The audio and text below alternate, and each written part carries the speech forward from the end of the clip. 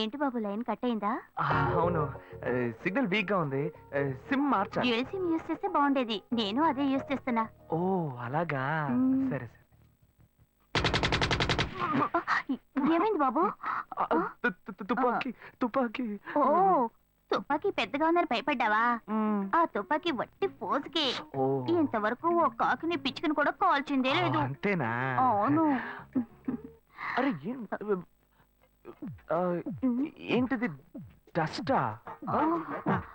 Dust కాదు, మచ్చ. మచ్చ.